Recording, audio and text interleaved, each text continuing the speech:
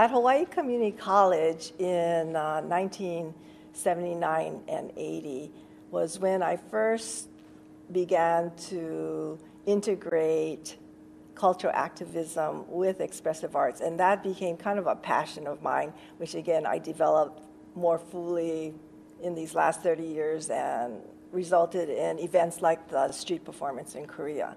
I was teaching psychology of adjustment at Hawaii Community College, and I met a Vietnam vet who was a double amputee.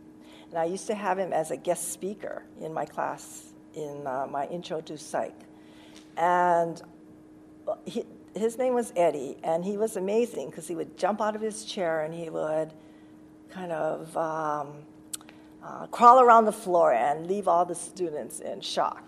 And at that time, disabled rights was really at the very beginning. You know, you didn't see that many people in wheelchairs in open society, and we didn't have curb cuts, and we didn't have modified doors, and all those things that have come because of ADA. So he inspired me so much, I did a piece called Wheels, and it involved him, another gentleman who had muscular dystrophy in a motorized chair, and two able-bodied dancers. We premiered it at the UH Hilo Theater in, as I said, long ago, ancient years ago, in 1979. So we premiered the piece, and just so happened the audience, a producer from LA, saw it, and everyone was amazed by it. And so he asked me to do a film of it, and to sponsor me to LA and do a film of it, and which was called Wheels. And that piece actually made it all the way to the finals for an Academy in 1980 and won several film festivals. But I mention it in that was the beginning of my journey of integrating social activism with expressive arts. And this is what I took to Korea, and this is what I want to take to Estonia too, to expose them to this.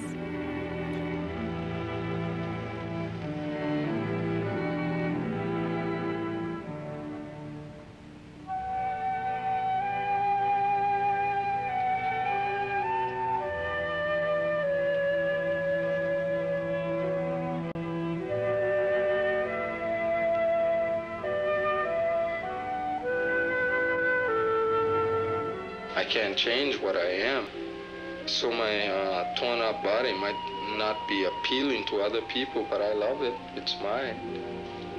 I see myself as me, as a man. How you deal with it is just simply, I love life. That's how I deal with it, just by saying, hey, I'm alive. I can feel, I can hope, I can dream. At Hawaii Community College, I started the expressive arts curriculum in 1982.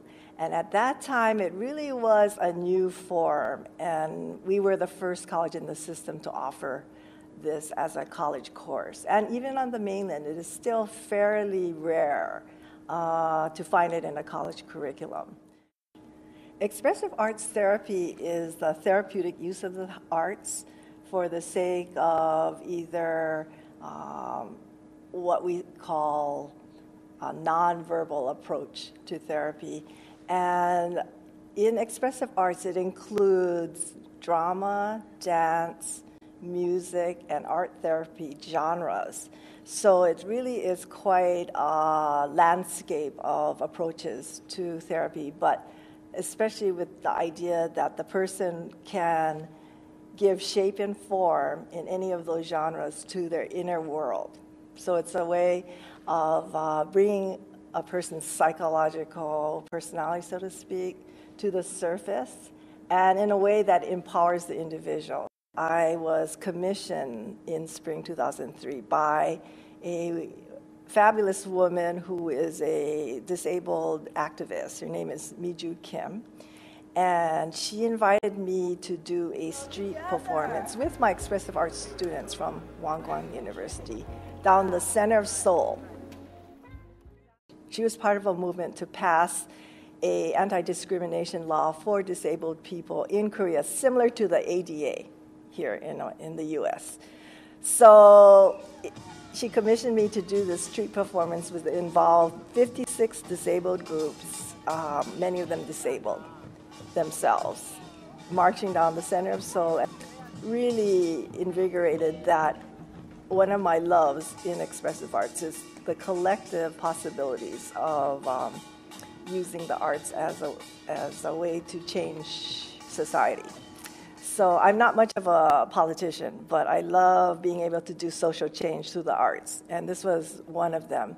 So another thing I noticed when I returned to Korea this summer to do the series of workshops is that there is an elevator in every subway in Korea and an attendant who helps people in wheelchairs on the subway. This did not exist at all in 2003, so a lot of work happened since then. And my friend Miju Kim, I'm happy to say, goes all over Korea in her wheelchair because of the changes in the accessibility of the subways. And she's just a happy camper.